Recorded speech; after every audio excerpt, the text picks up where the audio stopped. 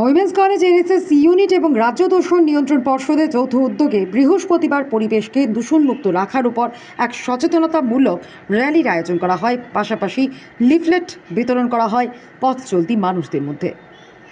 এদিন এনএসএস ইউনিটের ছাত্রীরা সকলকে বৃক্ষরোপণে এগিয়ে আসার আহ্বান রাখেন।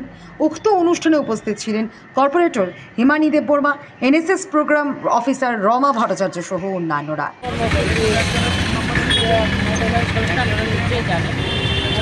আমরা মহিলার একটা কলেজ, আমরা আজকে শেষে তারারে নিয়ে আমরা প্রত্যেক ওয়ার্ডতে আমরা করি, সব জায়গায় আমরা করি। যেহেতু আমরা যে শহরের মধ্যে যে বায়ু দূষণ পরিবার বায়ু দূষণের লেগে আমরা সবাইকে অবগত করার জন্য আজকে এই লিফলেটটা আমরা দিলাম।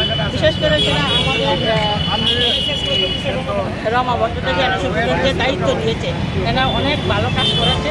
আমাকে সবসময় যে সারা দিয়ে ডাকে, আমি তাদের সঙ্গে থাকি। মানে যতটুকু যে প্রচেষ্টা রয়েছে আমরা শহরের মধ্যে বায়ু দূষণ মুক্ত করার জন্য আজকে অনেক দিন ধরে চালিয়ে যাচ্ছে। তার জন্য আমি যারা লিফলেট দেবো তারাও যেন এই অবগত থাকে এবং বায়ু দূষণটা আমরা না হোক। এই বায়ু দূষণটা আমার অনেক কিছু রোগ আগে হয়েছে, আপনারা নিতে জানেন, ক্যান্সার রোগ হয়েছে, আমাদের এভরিথিং রোগের মধ্যে তারা জড়িত হচ্ছে শুধু এই বায়ু দূষণের কারণে।